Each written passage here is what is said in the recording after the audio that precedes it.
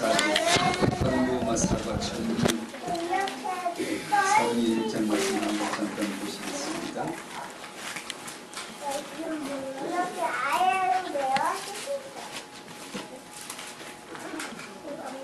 1장 14절 같이 읽죠. 시작. 여자들과 예수의 어머니 마리아와 예수의 아우들과 더불어 마음을 같이 하여 오직 기도에 힘쓰더라. 아멘. 그리스도와 하나님의 나라와 오직 성령을 발견한 자, 체험한 자를 천명이라고 우리 목사님이 표현하여 붙이신 것입니다.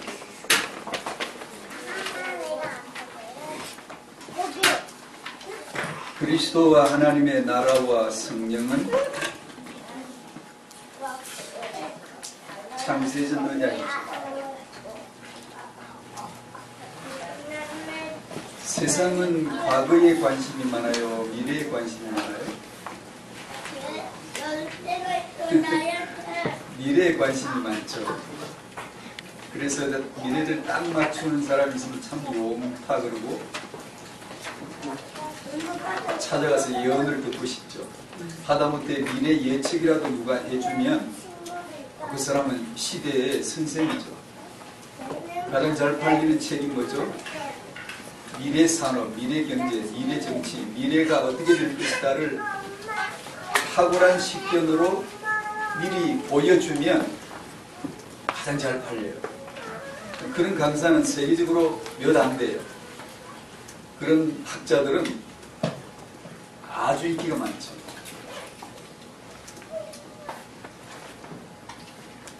여러분은 미래가 궁금해요? 과거가 궁금해요?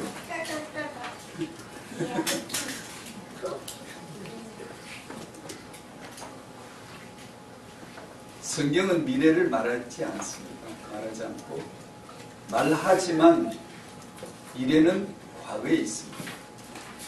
그것을 우리는 언약이라 약속이라고 합니다.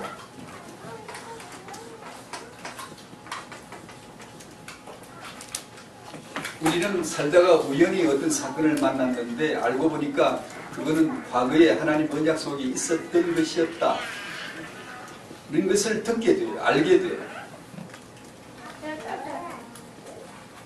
창세전에 하나님이 약속하신 것이 오늘에 나타나는 거예요. 우리는 미래가 있긴 해요.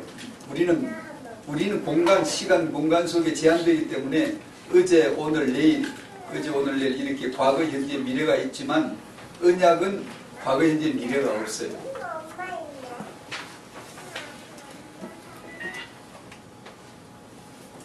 창세전에 작정된 것이 창세전에 이미 완성된 것이 오늘 우리 속에 펼쳐져 나오는 거예요. 그러니까 미래에 갈 길을 우리가 몰라도 괜찮아요. 몰라도 괜찮고 안 가본 그 길이라고 안 해도 괜찮아요. 우리는 안 가봤지만 너는 가봤다? 하나님의 언약은 이미 다 사전답사, 다 이미 정해놨고 밟아놨고 여전히 정해져 있어요. 우리가 모를 뿐이죠. 모르니까 어떻게 살죠? 믿음으로 살죠. 보지 못하는 것들의 증거로서 언약을 듣고 하나님은 창세전에 이미 주권으로 작정하셨어. 이미 이루신 거야. 그러므로 주시는 말씀을 받고 말씀대로 따라가면 되는 거야 라는 게 믿음이죠. 이들이 모여서 기도한 것은 기도하면 무슨 일이 일어날 거야 해서 기도한 게 아니고 이미 과거에 하나님의 약속에 이미 들어있었던 것을 따라서 오늘 모여서 기도하는 거예요. 2장 1절에 오순절날에 이르면 이제 성령이 임하시죠. 모여서 기도했기 때문에 성령이 임하신 것 아니에요. 우리는 그렇게 느껴지지만 창세전에 이미 삼위일체 하나님의 스케줄은 이미 작정된 것이고 역사 속에 펼쳐 보여주시는 순간이 온 거예요. 그것을 우리는 만난 거죠. 과거 속에 미래가 있다. 우리가 걸어가야 될 미래는 여러분의 렘넌트는 여러분이 낳고 기르고 세상에 하나님 앞에 내어놓을 이 아이는 이미 과거 속에 하나님의 언약 속에 들어있다. 굉장히 중요한 사상이에요. 이게 신앙이에요. 그래서 우리는 전치를 안 갑니다. 성경을 말씀을 받지.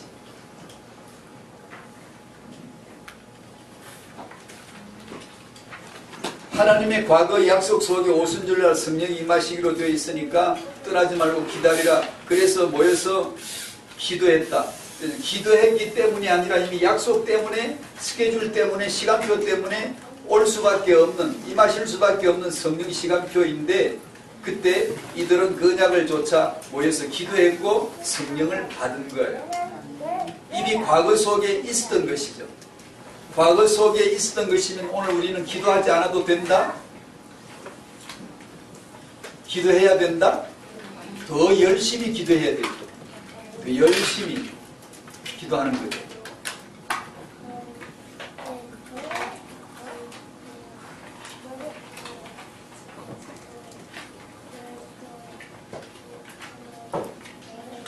사과에서 천명에서 이 정도로 그냥 간단하게 하겠습니다.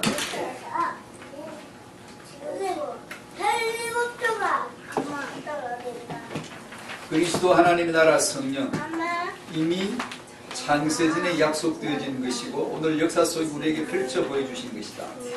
성령이 오시면 너희 자녀들은 예언할 것이고 젊은이들은 환상을 볼 것이고 늙은이들은 꿈을 꾸리라. 성령이 오시면 예언을 한다. 무슨 예언? 여러분의 자녀가 무엇을 해야 예언하는 거죠? 예언이 뭐죠? 세상은 알 수 없는 미래를 말해주는 걸 예언. 성경은 과거에 약속된 것을 말해주는 걸 예언이라고 합니다. 기독교 안에도 기도한다면서 어디 산에서나 기도원에서나 이렇게 보면 예언해 준다고, 미래를 말해준다고 이런 사람들이 있어요. 여러분은 이게 예언이다 아니다를 무엇으로 분별해야 되죠? 첫 번째, 과거에 있었던 언약을 말하면, 과거에 있었던 언약은 예수는 그리스도 외에는 없어요.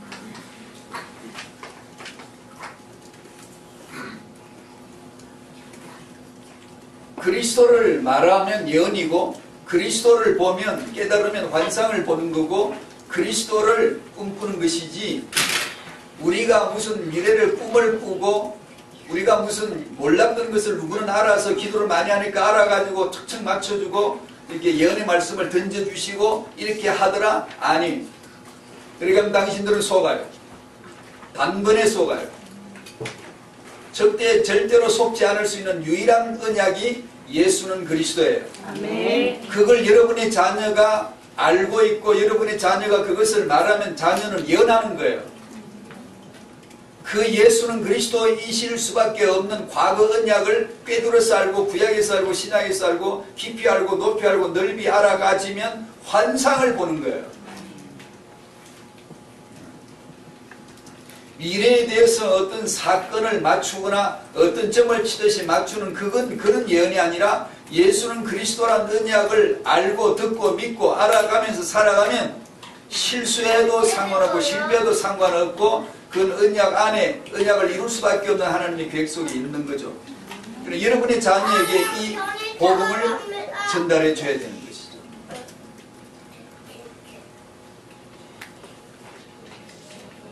성경적 태어나 축복, 이에 대해서 가장 먼저 아셔야 되는 게 이것은 약속이다 라는 걸 아셔야 돼요. 여러분이 잘 키우면 랩도 되고 잘못 키우면 랩도 안 되고 그러면 안 돼요. 이것은 하나님의 약속이다 하는 것부터 먼저 빵 뚫리게 돼요. 말씀을 갖다가 내가 스스로 사는 게 아니라 이미 창세전의 과거 속에 언약 속에 이미 과거 현재 미래가 영원전에서 영원 후까지가 이미 다 완성되어져 있었구나를 말씀 속에서 확인하죠. 성경 공부를 하면 그런 걸 해야 돼요.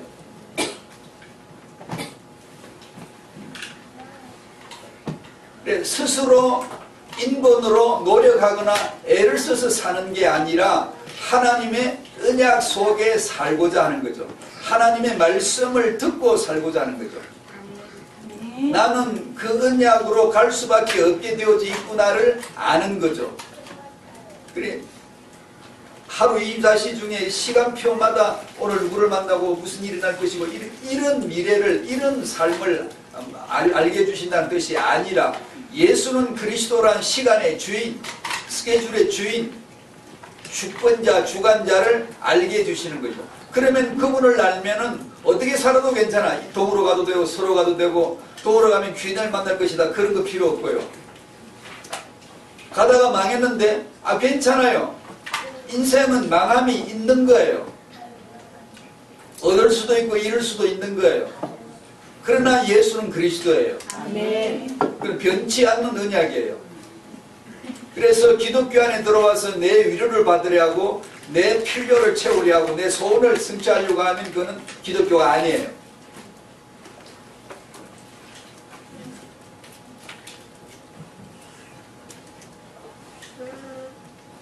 태영아라고 하는 이 축복이 우리의 학위에 달렸다가 아니라 약속 안에 들어있다. 그런 거. 그러므로 나는 이 약속 안에 머물러 있어야 된다라는 거예요.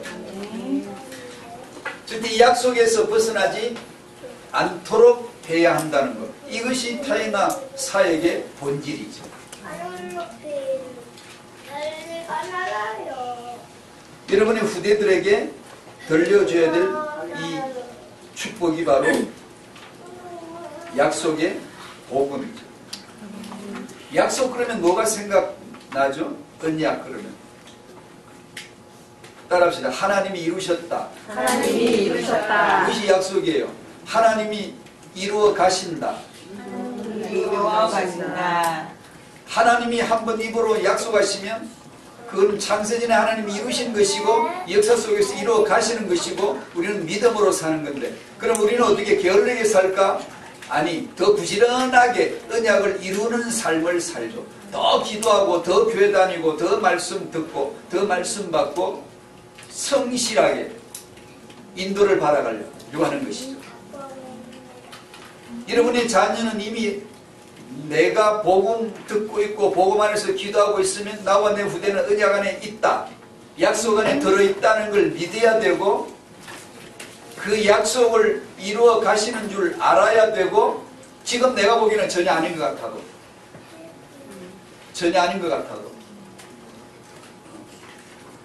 어떤 사람은 자기 가족을 위해서 기도할 10년, 20년에도 아직도 응답이 안 된 사람이 있거든. 내가 볼 때 내 환경은 응답이 됐다 안 됐다를 내 기준으로 보는 거지만 하나님 입장에서 보면 전혀 다른 거예요. 하나님의 침묵도 크다란 음성이에요. 하나님이 이거 되는 거야 안 되는 거야? 난 도무지 모르겠어. 그 내 입장이죠. 내가 보는 환경적으로 그렇게 보이는 것일 뿐이고, 하나님 쪽에서 보면 그 침묵은 하나님의 크다란 응답의 음성일 수 있죠. 그렇게 주권적으로 하나님의 음성을 인정해야 돼요. 아무 소리 안 들려도 하나님이 살아계신가, 주권자이신가, 주관하고 계신가, 하나님의 언약은 지금도 성취되어졌다는 것을 믿는 믿음으로 살라는 거죠. 그러니까 믿음은 그냥 못 살아요. 이게 말씀을 많이 듣고 하나님의 속성, 그분이 창세전에 언약하신 것은 반드시 성취된 거야, 성취되어야 마는 거야 라는 믿음이 없이는 살기가 어려워요. 손바닥에 얹어줘야 되고 눈에 보여야 되고 당장 피부로 느껴져야 되고 이러면 믿음으로 살기가 어려워요. 믿음은 보이지 않는 하나님을 기다리며 인내하는 거예요. 왜냐? 그 약속은 영원하다는 걸 믿기 때문에.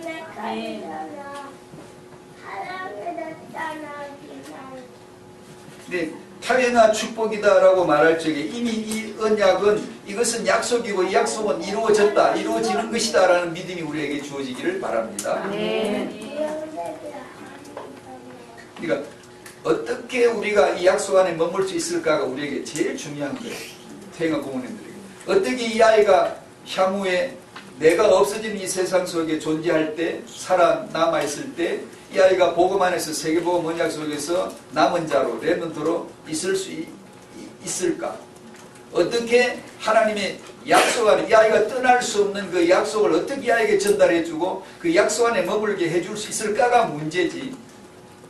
그러면 그 아이가 누가 되든 뭐가 되든 어느 방향으로 가든 하나님 어떻게 쓰시든 주권자가 알아서 다 하시게 돼 있거든요. 누구를 하시게 돼 있다고? 언약 안에 있는 사람, 약속 안에 있는 사람. 우리는 예수 그리스도를 아이에게 전달합니다. 우리는 예수 그리스도를 전달하고자 하는 거예요.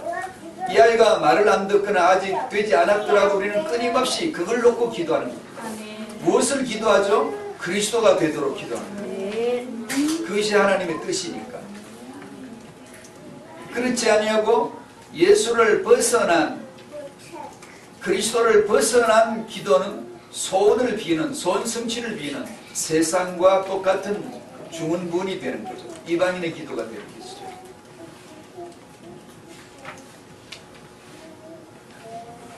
그렇게 놓고 보면 어떻게 하면 우리가 인본의 덫에 걸리지 않을 수 있을까? 어떻게 하면 인본에게 잡히지 않을 수 있을까가 우리에게 가장 중요한 부재가 되는 거예요. 어떻게 하면 약속 안에 머물 수 있을까? 어떻게 하면 인본에 잡히지 않을 수 있을까? 인본에 빠지지 말아야 되는데 인본에 빠지지 않는 방법은 내가 인본에 빠질 수밖에 없다는 걸 아는 것. 이 말이 조금 묘하죠. 베베 꼬운 건데 굉장히 중요한 표현이에요. 하나님의 언약의 복음을 빛인데 빛을 가까이 할수록 이게 이제 보이는 거예요. 빛을 가까이 할수록 인본에 빠지면 안 되는데, 인본의 덫에 걸리면 안 되는데 어떻게 덫에 안 걸릴까? 어떻게 인본주의에 빠지지 않을까? 나는 인본주의 안 할 거야 하는 순간에도 나는 인본주의자 자체라는 것을 인정하는 거예요. 언제 인정되죠? 복음의 빛 앞에서, 말씀의 빛 앞에서. 내가 투시가 돼. 쫙 보이죠. 나란 본성이, 태생적 본성이 쫙 빛에 의해서 빛이 통과해버리면 딱 찍혀버려요. 아, 나는 인본주의를 쓰는 게 아니고 나가 인본이구나. 내 존재가 그 빛에 탁 투시가 투과가 되면 딱 드러나는 게, 아, 나는 본질상 진노의 자녀였구나. 이것은 하루 이틀에 고쳐지고 어쩌고 말고 이런 게 아니구나 라는 것을 딱 알면 오직 예수 의존, 오직 그리스도만 의존으로 신앙고백에 딱 나갈 때 이것을 인본주의 빠지지 않는다는 뜻이에요. 안 그러고 내가 인본주의 고쳐야지, 인본주의 안 써야지, 발악을 하면 할수록 당신이 인본주의 쓸 수밖에 없어요. 그 자체가 인본주의예요. 그렇게 말하는 자체가 인본주의예요.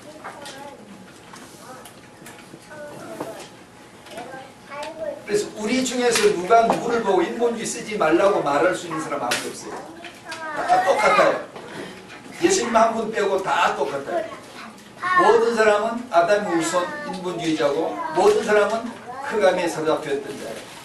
하나도 예외가 없어요. 모든 사람은 죄인이란 말은 모든 사람은 인본주의란 뜻이에요. 인본주의란 말은 자기가 하나님이란 뜻이에요.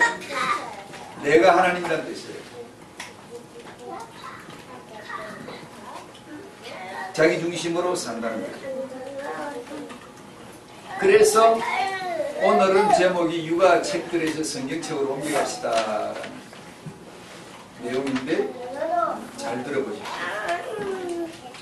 이건 역시 좀 희한한 논리 같지만 여러분은 육아책도 있어야 되고 성경책도 있어야 됩니다.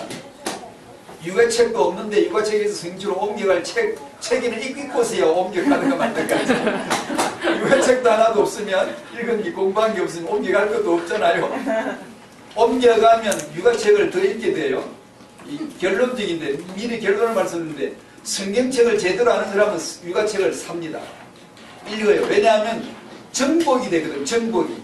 내가 따라가는 게 아니라 휘둘리는 게 아니라 내가 왕으로서 성경은 왕이니까 주권의 책이니까 왕의 책이니까 왕권을 가졌으니까 다른 학문을 정복할 수가 있어요.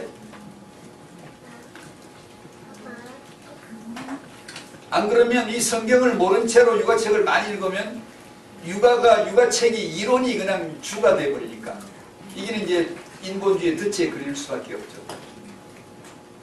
그리고 이 비전을 잘 모르면 아예 책을 책 읽는다는 뜻은 공부인데 공부를 잘 안 해요. 그것도 문제죠.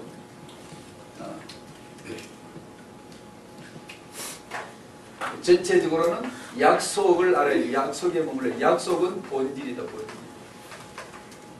인본은 기능, 기법, 방법에 속한 것이다. 기도 그러면 우리는 기도 방법을 배우려 하죠. 어떤 초신자가 처음으로 기독교인이 되어가지고 교회를 출세가 있어가면 다른 먼저 나온 분들의 신앙생활 스타일 형태를 유심히 보고 금방 배우죠. 아, 이 교회는 이런 식으로 하는구나. 기도를 저런 식으로 하는구나 하면 기도를 배웁니다. 금방. 아, 기독교인들은 저렇게 기도하는구나. 옛날에 제가 얘기했나 여기서도 극동방송을 들으니까 인순이 씨가 나와 인터뷰를 하시는데 자기는 천주교인인데 기도를 어떻게 해야 될지를 모르겠다. 기도를 도대체 어떻게 하는 겁니까? 라고 막 그렇게 토론을 하더라고. 기독교인들은 기도를 잘 하시던데 자기는 기도를 어떻게 하는지 모르겠다. 라고 말하더라고. 그게 맞는 겁니다. 기도를 어떻게 하는 줄 몰라야 그 사람이 맞는 거예요. 기도를 어떻게 할 줄 압니까, 여러분이? 모릅니다, 우리는. 예수님만 기도할 줄 알고 성령님만 말할 수 없는 탄식을 울려 중보하실 줄 알지 우리는 내가 무엇을 기도해야 될지도 모르고 그냥 기도를 하는 게 그게 불교, 유교, 종교예요. 그게 인본이에요. 이방인의 기도요, 중보하는 기도. 너 그렇게 하지 마라. 너희 기도하려면 이렇게 아버지부터 알아야 돼. 아버지가 아들을 보낸 아들을 알아야 되고 이렇게 기도가 나오는데 우리는 기도를 모르거든요. 그러니까 기도의 분위기를 배우는 거예요. 그러면 기도 배우기 오래 걸립니다. 기도의 본질을 깨닫기가 참 어려워질 수도 있어요. 기도는 모르는 게 낫습니다. 왜냐? 모르니까. 안 하는 게 더 낫습니다. 왜냐? 모르는 걸 하면 종교로 굳어집니다. 반드시 기도는 본질은 기도가 아니에요. 약속의 말씀을 듣다가 믿어지면, 들려지면 말할 수 있어요. 아이는 스스로 말 배우는 아이가 없어요. 듣고 배우지. 우리 똑같아요.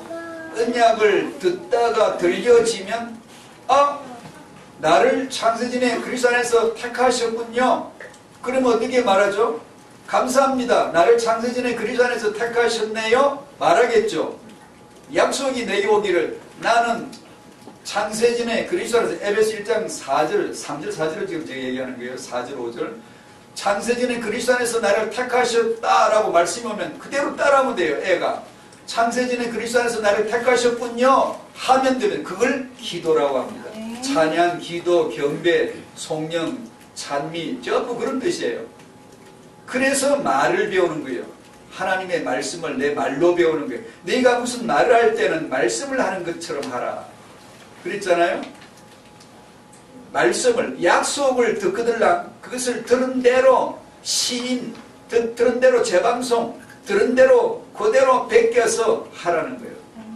그대로. 그러면 그게 기도예요. 내가 너를 구원했다. 그게 말씀으로 오면 나는 구원받았구나. 감사합니다. 이러면 기도예요.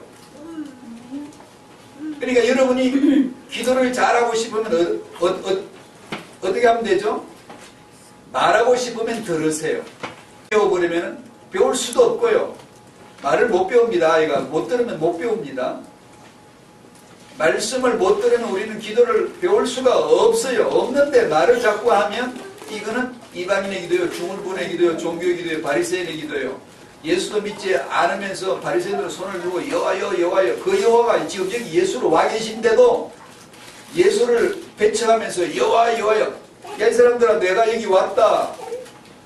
내가 여기 와서 나는 스스로인 자, 나는 여기 와 있어 지금. 그런데 그 나는 예수는 배척해버리고 계속 여호와 여호와여. 여호와를 알까요 모를까요? 모른다는 것이지. 네가 여호와를 알았더라면 나를 알았을 텐데, 네가 아버지를 알았더라면 나를 알았을 텐데, 왜 나를 보고도 몰라서 아버지를 보여달라고 하니 빌리바? 그러니까 그걸 본질이라고 합니다. 여러분이 사용한 말씀, 복음의 말씀 이런 걸 잘 듣다가 딱 들려지면 그때 해도 기도를 늦지 않아요. 왜냐? 이미 창세전에 그리스도 안에서 택한 바가 있기 때문에 우리가 노력한다고 되거나 노력 안 한다고 안 되거나 그런 것은 역사가 아니에요. 역사는 내가 밟아갈 때 과거가 내게 펼쳐지는 걸 밟아갈 뿐이에요. 내가 간다고 역사가 아니에요. 역사는 이미 과거에 있었고 있었던 것을 현실에 보여주시는 거예요. 그게 성경입니다. 성경. 누구든 미래를 개척할 자는 없어요. 이미 창세전에 있어요. 있으니까 기도하는 거예요. 믿음으로 따라가는 거예요. 말씀 듣고 따라가는 거예요. 그 말씀은 이미 가본 길이고 말씀은 알고 있거든요. 그러니까 항상 약속에 머물러라. 약속을 들으라. 본질에 서라. 안 그러면 기법에 휘둘린다. 방법만 찾으려 한다. 육아도 마찬가지. 타령의 양육을 어떻게 할 것이냐. 약속되어지는 축복임을 발견해야 되지. 엄마 아빠가 약속에 든든히 서야 돼. 하나님이 약속대로 되는 거예요. 나는 믿음이 확고하게 서야지. 엄마 마음이 불안해가지고 불안한 심리 가운데서 축복 받으려고 축복 받아야 돼. 축복 잘 돼야 돼. 이런 불안 심리가 전달되겠죠.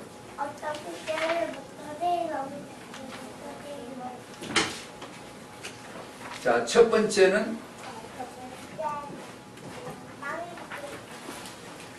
하나님의 후대 계획. 민수기 14장 12절. 내가 전염병으로 그들을 쳐서 멸하고. 이건 아시죠? 애굽에서 이스라엘 백성을 끄집어 광야로 나왔는데 광야에 나와서 가나안 땅 정탐시키고 돌아와서 보고하는 게 2시간밖에 안 나와서 하나님께서 모세에게 지금 말씀하시는 거예요. 내가 그들을 쳐서 1세대 출애굽 1세대들을 쳐서 다 없애겠다. 죽여버리겠다는 거예요. 다 사멸시켜버리고 너에게 이들보다 크고 강한 제2의 2세대의 이스라엘을 내가 만들 것이야. 그걸 약속이래. 누가 만든다? 하나님이. 우리가 만드는 게 아니라 하나님이 이루시는 것. 그걸 약속이라고 해요. 하나님은 약속하시면 반드시 이루신다. 크고 강한 군대를 만들 것이다. 그러면 그게 크고 강한 군대 만들려고 쫓아가지 말고 그걸 인본주의라고 합니다. 인본은 그거밖에 생각이 안 나요. 그러면 내가 이걸 계획하고 이걸 해야 되겠지. 신본은, 복음은 창세전의 아버지 계획. 그 길을 빨리 쫓아가야 돼요. 창세전의 아버지 계획이 뭐지? 그리스도잖아요. 2000년 전에 아들의 실행하신 게 뭐지? 그리스도를 이루셨잖아요. 예수가 그리스도가 되셨잖아요. 어떻게? 죽고 부활로. 오순절 성령이 그 복음을 들고 내 안에 들어오심으로 내 안에다가 복음 실현을 해주셨네. 창세전이 오늘 내게, 갈보리가 오늘 내게 실현되게 해주셨네. 그걸 실현. 드디어 하나님의 기대와 하나님의 꿈이 내 속에서 펼쳐졌다. 열매 맺었다. 실현되었다. 열매로 나타났다. 그 말이 실현이에요. 열매 실자 나타날 현자.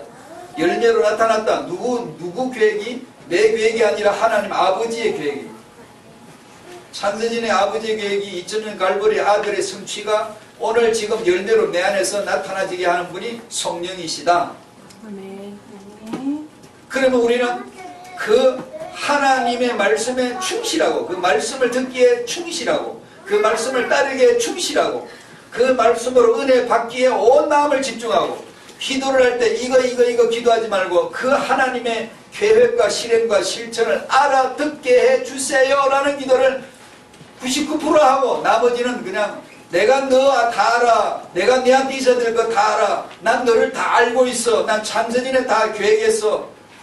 우리는 이거 하는 것보다 그 하나님을 아는데 99% 기도를 써야 되는 거예요. 지혜와 총명을 우리에게 넘치게 해서 그 뜻의 비밀을 우리에게 알려주셨으니 그 지혜와 총명을 부어달라고 계속 기도하셔야 돼요. 주일 아침에 예배실에 올 때, 교회 예배 참여로 올 때 기도할 게 참 많겠지만 그거는 제껴놓고 99% 이상 그 지혜와 총명을 계시의 영을 부어주사 하나님을 알게 하시고 에베소 1장 8절, 9절, 10절, 11절 이런 위대한 바울이 했던 기도, 그런 기도를 베껴가야 돼. 복사하듯이 찍어가지고 나도 해야 한다고. 계속. 왜냐하면 그 지혜와 총명의 영을 부어주지 않으면 우리는 약속은 몰라. 인본은 알아. 구경수는 아는데 약속은 한 점도 알 수가 없어요. 말씀이 한 점도 안 들려. 그러면 우리는 그 약속을 믿고 갈 수가 없어요. 그냥 불안해. 본 것도 아니고 들은 것도 아니고 손에 잡힌 것도 아닌데 내가 그걸 잡고 어떻게 살아가지? 믿음으로 살지. 시간 들여 내가 시간을 예배에 써야 된다. 불안해서 못 써요. 내가 그러다가 내가 못 살 것 같아요. 내가 실자고 이런 운동 다 하고 내가 어떻게 살지? 불안해서 하기가 힘들어요. 그건 당연한 거예요. 그 사람이 뭐 나빠서가 아니라 당연한 거예요. 1. 하나님의 계획은 우리보다 더 크고 강한 다음 세대 군대다. 이게 중요한 게 하나님이 계획이다라는 거고, 하나님의 계획은 한 사람 아니고 한 세대를 살리는 것이다. 이스라엘 계획이에요. 하나님의 계획은 개인 큰 인물이 아니고 그리스도를 아는 하나님의 사람 하나를 세우는 것이다. 그들보다는 세상 성공자들보다가 아니고 불신자 성공자들과 비교해서 그들보다 크고가 아니고 당신보다 더 큰 후대. 그럼 크다는 게 뭐지? 키가 더 크다는 게 아니고 무기가 더 최첨단 무기를 무장한 이스라엘 군대란 뜻이 아니고 이스라엘은 무기가 뭐죠? 여호와. 이스라엘은 최첨단 무장된 무기가 뭐죠? 예수 그리스도를. 여러분의 자녀에게 지어줘야 될 시대를 정복할 수 있는 무기가 뭐죠? 예수는 그리스도. 하나님의 약속. 그걸 쥐어주는 거죠. 그걸 알게 해주는 것이죠.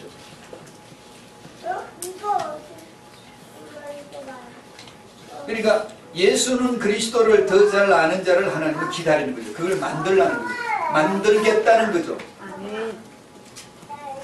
그러면 우리는 그걸 들었으면 그걸 더 기도하는 거죠. 그렇게 만들어주세요. 우리 자녀를 그렇게 해주세요. 왜냐면 그게 약속으로 들려졌으면 그럴 줄 믿겠습니다. 나 가만히 있을게요. 이게 아니고 모여서 열심히 열흘 동안 그 약속대로 해주세요. 그 약속대로 하실 분이니까 하시게 되어져 있어요. 그 약속을 받으면 모여서 하나님 내 자녀에게 그 언약을 지어주세요. 그 복음을 갖고 나가게 해주세요. 그거 있으면 된다는 건데 우리는 전문이 있어야 될 것 같다. 이 아이가 돈을 많이 버는 경제 응답을 받아야 세계보고 하는 핵심 멤버로 쓰임받을 것 같지. 왜냐면 그렇게밖에 생각이 안 들어가는 거예요. 왜냐? 약속에 하나님의 약속이 영원전에서 영원 후까지 이미 완성하셨다는 걸 모르면 인본주의 안 쓰는 것 같은데 인본주의 쓰는 거야. 누가? 기독교인들이. 불신자들은 인본주의 몰라요. 그냥 사는 게 인본주의예요. 우리는 인본주의를 객체로 알았어. 이제 인본주의는 이게 아니구나. 신앙으로 살아야지 인본으로 살면 안 되는 거라. 이게 객체화시키기 시작했는데 알고 보면 우리가 더 인본주의 써죠. 왜냐? 이제 인본주의 전체를 알았거든. 알아요. 그럼 어떻게? 예수라고 하는 능력자를 이용해서 이 응답과 축복을 받아가지고 세계복음화 선한 일에 써야지. 그 속에 교묘하게 묘하게 항상 중심에 나가 딱 돌아가는 거야. 나를 내가 돼야 되고 내가 살아야 되고 맞는 말인데 맞는 말이에요. 맞는 말인데 묘하게 아리까리하게 그 중심에 나란 존재가 항상 맴돌게 해줄 수도 있어요. 성경은 나는 쇠야 돼요. 나는 죄인 중에 괴수라야 돼요. 나는 죽어야 돼요. 그만큼 예수가 하시는 게 복음이에요.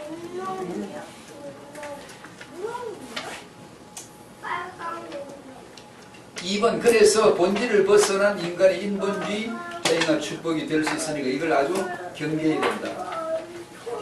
왜냐하면 우리는 창세기 3장 흔적이 있거든요. 지금 약점이 공학 약점이 문제가 있고 텅 빈 가슴이 있고 그것이 언약을 날마다 무시로 경험하지 않으면 순간적으로 다시 나는 뻥 뚫리거든요. 공허해지고 불안해지고 어디다 의존해야 될지를 모르는 주가 사라져버린 듯한 고황적인 그런 정세를 느낄 때가 있단 말이에요. 그러면 우리에게 마음을 위로하는 척 아주 그냥 캐시미어만큼이나 부드럽게 목덜미를 감싸주면서 내 심령을 덮어주는 이것이 무시무시한 쇠 창칼날을 숨기고 들어오는 인본, 심리학, 과학 이런 것들이에요. 그래서 세상은 심리학으로 위로를 주고 심리학으로 위로를 받아요. 그래서 현존하는 육아 서적에 거의 100% 신앙책 한두 권 빼고는 다 이 심리학의 근거로 해서 나온 육아 책들이에요.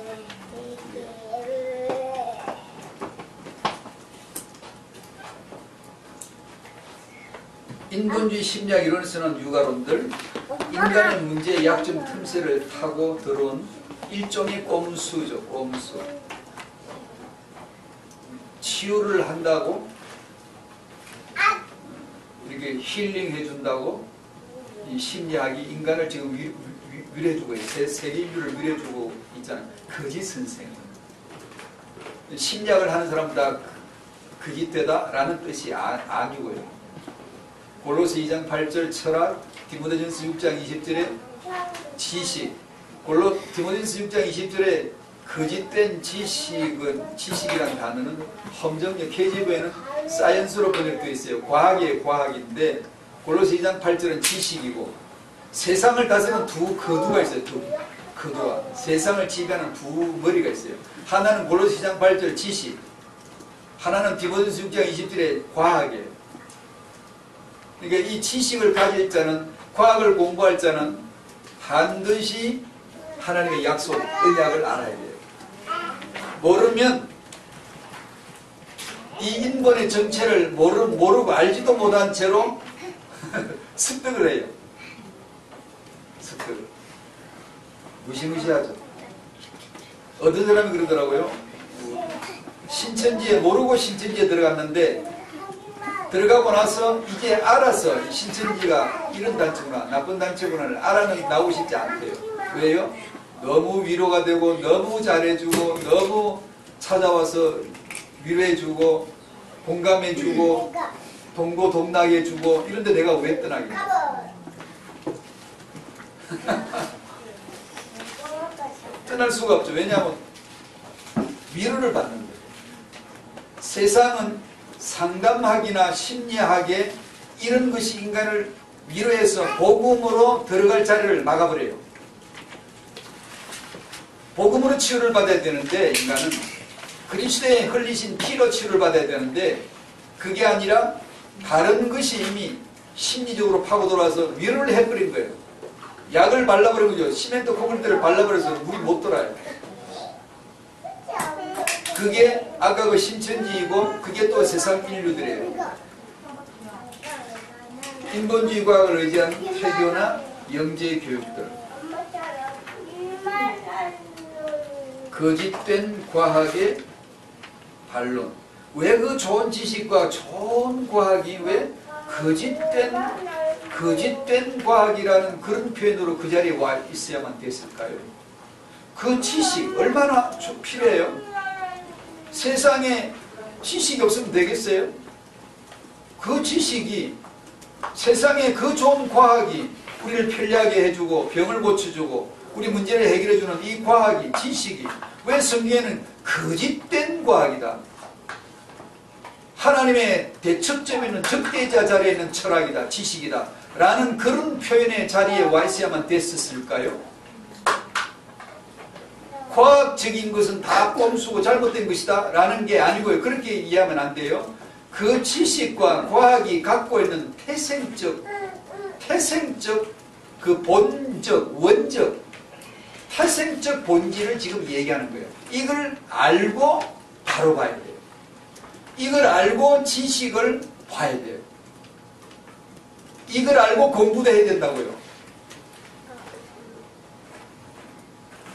그 근원 뿌리, 태생적 그 뿌리가 어디에 있다는 것을, 여러분 과학자, 우주과학자나 물리학자 이런 사람들 보면 세포 하나를 깊이 연구하는 이런 사람, 세포 핵을 연구하는 사람, 이런 사람 보면 창조주라는 인격자가 없이는 도무지 이런 것이 있을 수가 없어 라는 결론에 도달돼야 맞는데, 그들은 더 멀어지거든요.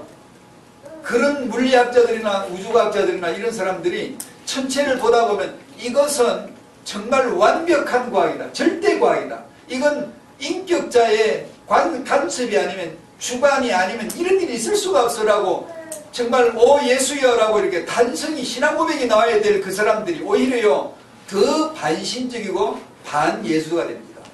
더 예수에게 멀어집니다. 왜 그럴까요? 제 생각은 정말 의아했거든요. 야, 저러면 정말로 나보다는 더 100배, 1000배, 만배 더 예수님 빨리 깨닫고 엎드려서 하나님 창조자 맞습니다 라고 고백을 할 것 같은데 반대거든요. 그 반대거든요. 사람을 연구하는 사람, 심리를 연구하는 사람, 그 마음을 파고들어 연구하는 사람, 프로이드같이 그렇게 아주 세밀하게 연구해 본 사람, 우리 같으면 사람을 그 정도 뜯어봤으면 사람을 만드시니까 계시라고 그렇게 되겠어? 그 영적 정확한 절대과학인데 그러면 하나님이 계십니다라고 대부분의 물을 꿇을 것 같은데 오히려 더 성경에서 멀어지거든요. 성경을 조롱합니다. 그들은요. 누구나 영국 스티브 호킹 박사가 성경을 굉장히 조롱합니다. 왜 그럴까요? 바로 골로새 2장 8절, 디모데전서 6장 20절 성경은 그걸 알고 있는 거짓된 지식, 하나님 원자리 있는 지식, 과학, 그 태생적 뿌리를 얘기해 줍니다. 여러분의 자녀가 과학도 해야 되고 지식을 공부해야 되는데 그리스도 모르면 어떻게 돼요?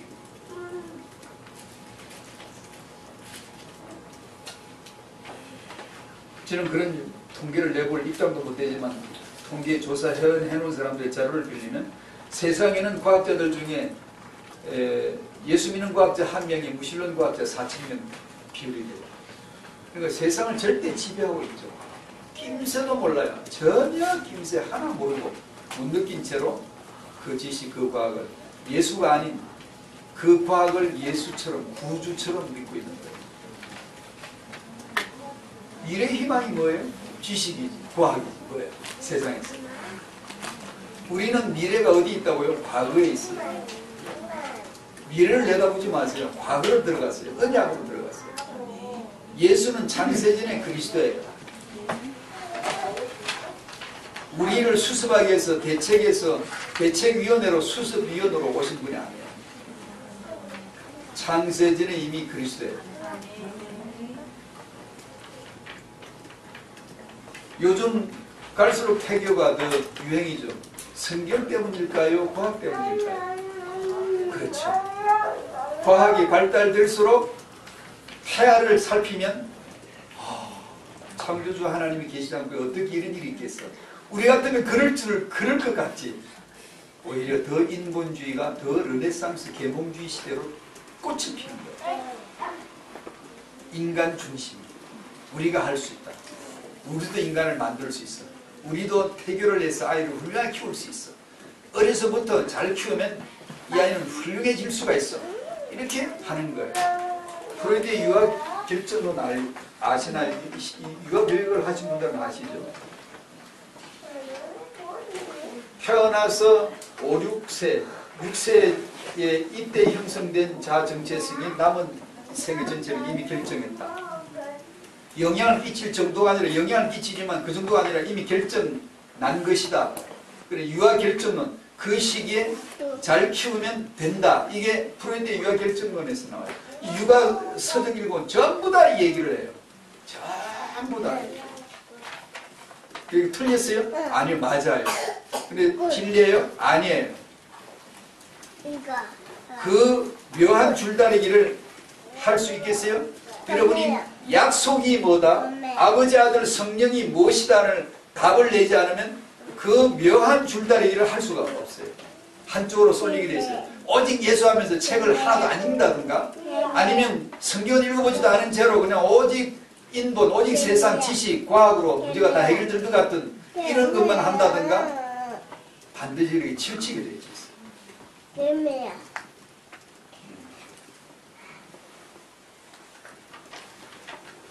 예를 들어 자존감 높이기, 훈계 이런 거 육아에서 얼마나 중요합니까? 공감해주고 그 아이를 무조건 훈계하지 말고 매를 들지 말고 이해를 해주라. 이게 유아결정론 심리학에서 나온 말인데 이해해줘야 돼. 맞아요. 이해를 해야 돼요. 무조건 엄마 말만 하지 말고 그 아이의 상황을 지금 이해를 해줘야 된다는 건 100번 맞는 얘기예요. 그런데 그 아이에게 스트레스를 주는 훈계를 하지 말고, 즉 예를 들거나 뭐라고 됐든 뭐라고 그러지 말고 그 아이를 이해를 해주면서 자존감을 높여주면 아이는 스스로 알아서 잘할 수 있다. 맞는 얘기예요. 맞는 얘기인데 그 태생적 뿌리가 인본에서 나온, 하나님 없는 반신 사상에서 나온 거예요. 하나님의 성경책은 반드시 주의 교양과 훈계로 양육하라고 말씀하시고 책망하라 그러고 훈계하라고 나오거든요.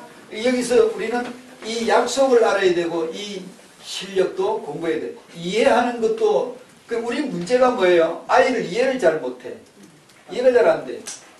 여전히 엄마들이 아이 이해가 잘 안 돼요. 사춘기를 겪는 아이 이해가 잘 안 되잖아요. 그리고 성경적 훈계하는 게 우리가 서툴러요.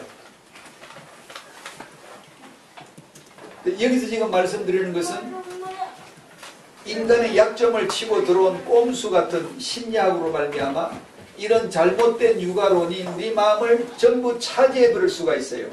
여기는 죄인데 분명히 이게 죄요. 죄는 교훈과 책망과 바르게 하는 거예요. 교육에게 유익한 말씀으로 죄가 죄라는 걸 알려줘야 되는데 그걸 안 하고 이해하면서 자존감을 살려주면서 아이를 양육을 하려 하는 거예요.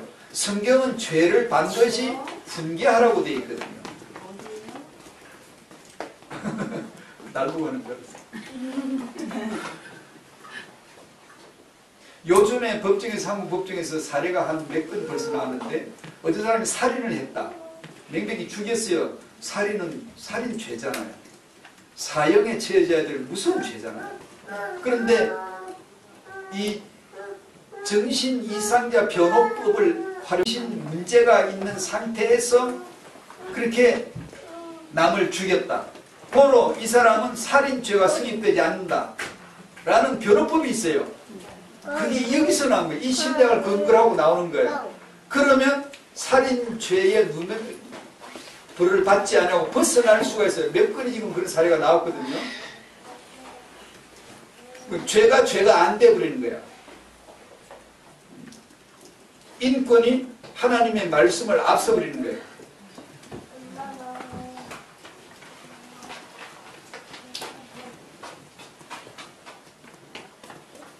이런 심리학은 유익한 지식이 참 많기도 한데 본래 태생적으로는 하나님 말씀이 아니에요. 영혼을 망치는 사이비 종교 같은 것이죠. 3번 하나님 본질 안에서 반드시 있은 기대를 태행한 축복, 그것은 성경과 태행한다. 온전하신 구원은 오직 예수 그리스도께만 있음을 믿습니다. 문제에 대한 모든 해답은 오직 성경 말씀에 충분하게 있는 줄로 믿어야 됩니다. 이것은 신앙생활의 숙제예요. 많이 들어야 되고 많이 읽어야 되고 거기서 질문을 던져야 되고 여러분의 인생 경험을 통하여 말씀만이 답이 됨을 경험해 가셔야 됩니다. 그래서 하루가 주어져 있는 거예요. 그래서 당신 그 남편과 살아야 돼요. 그 아내와 살아야 되고 그 자녀를 양육해야 되고 같이 살아야 되고 이웃과 살아야 되고 마음에 들든 안 들든 국민과 같이 있어야 되고, 그래서 왜냐하면 그 말씀이 진리임을 예수가 그리스도이심을 경험해 갈 수 있는 좋은 우리의 삶의 터전이에요. 마지막으로 이 얘기만 하고 마칠게요. 서론에서 제가 잠깐 말씀드린 대로 육아책과 성경책 이야기를 했잖아요. 물어보십시다. 집에 육아책은 몇 권이나 있어? 육아책은 몇 권이나 읽었어?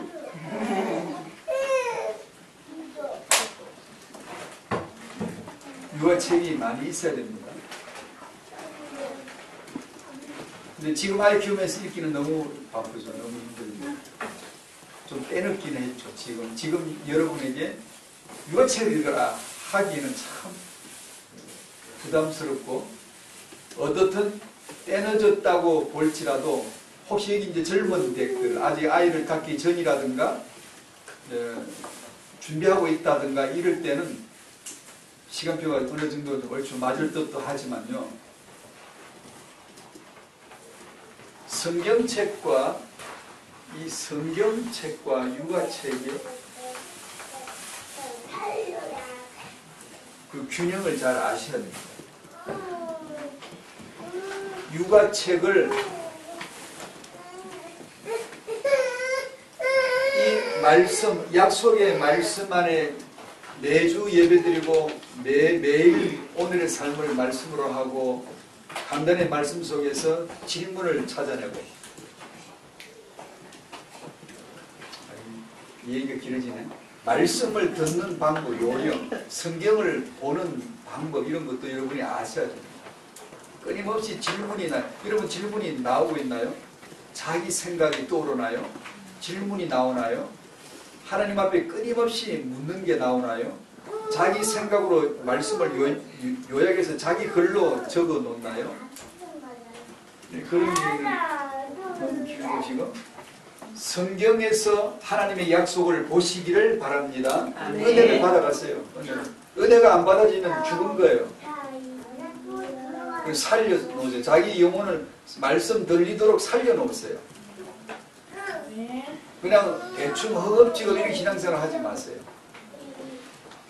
그리고 육아책도 사셔야 돼요.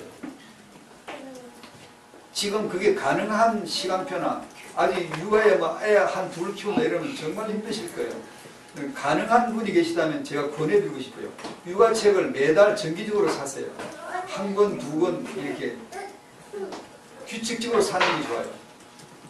집에 책은 필요해요.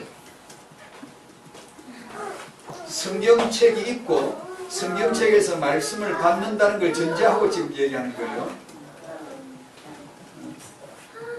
여러분의 집에 아이가 자랄 때 환경, 성경책이 있어야 되고 책들이 있어야 돼요.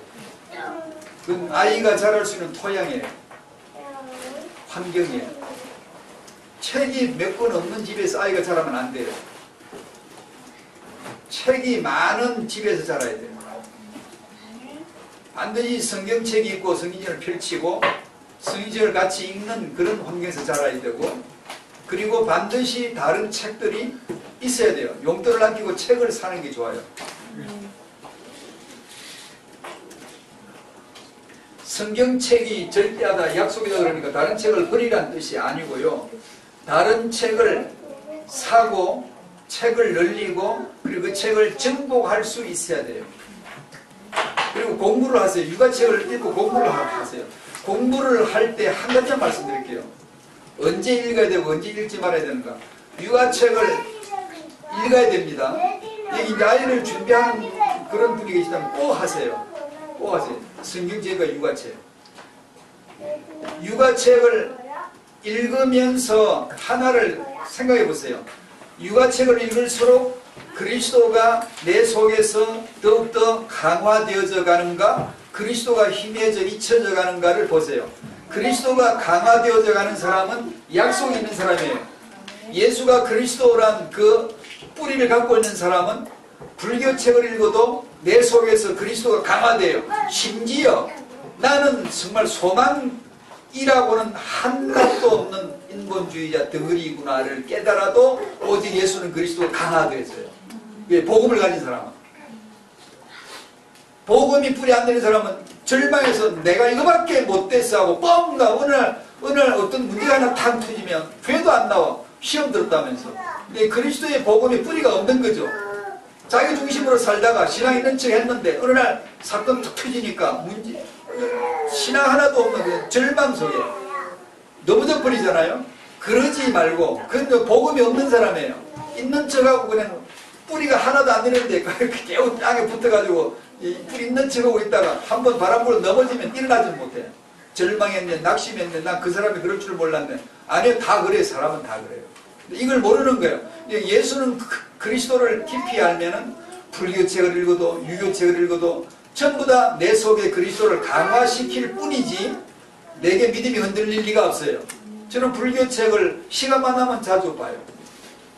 재밌어요. 나는 못한 것을 애써서 굴러가면서 다리 보고 앉아가지고 목탁 들어가면서 깊이 뒀다가 놓은 거, 나는 갖다 그 머리 예수, 머리 그리스도만 갖다 딱 붙여버리면 그냥 끝이에요. 나는 그 지식을 칼국으로 싹 긁어다가 쓸 수가 있어요.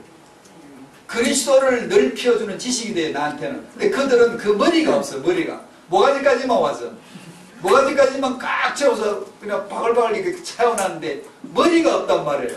나는 머리가 있거든. 그리스도하고 딱 붙여버리면 불교 쓰는 용어가 전부 다 복음화 돼버려요. 기가 막힌 거 많아요. 내가 상상도 못한 걸 깨달아놨어요. 거기다가 그냥 그리스도하고 출구만 딱 열어버리면 다 그냥 살아버리거든요. 그처럼 육아책을 읽을수록 내 속에 그리스도가 강화되면 제대로 된 거예요. 근데 그리스도가 희미해지면 읽지 마세요. 그 책을 들고 태영합으로 오세요. 태영합으로 와서 엄마들끼리 부모들끼리 같이 공동 독서를 하고 공동 포럼을 하세요. 지도자에게 온다든가 지도자에게 묻는다든가 태영합부에 와서 같이 하세요. 안 그러면 벗어날 수가 있어요. 내가 깨닫는 것 같지만 그건 영이 아니에요. 불교는 깨달음이 없어요. 깊어요. 깊어요. 그럴수록 못 돌아와요. 왜냐하면 그리스도가 없어요. 더 멀어져요. 깊이 깨달을수록 멀어져요. 여러분이 세상 인본주의 학문에 빠질수록 그리스도는 싹 없어져 버려요. 기도도 안 해. 한마디도 안 해. 그래도 깨달음으로 기뻐. 이름은 이제 캐시미어 같이 부드러운데 독사의 독리가 그 안에 딱 숨겨지는데 그걸 모른다 안다? 몰라요. 이제 끝. 자꾸 나오려고 그래. 나 집에 가야지. 감사합니다. 우리로 하여금 예수만이 그리스도이시라는 복음에 뿌리 내리게 해주시고 육아책을 정복할 만큼 세상을 정복할 만큼 그리스도의 복음의 약속을 알게 하여 주시옵시고 이 언약이 후대들에게 전달되게 하여 주시옵소서. 예수님의 이름으로 기도하옵나이다. 아멘.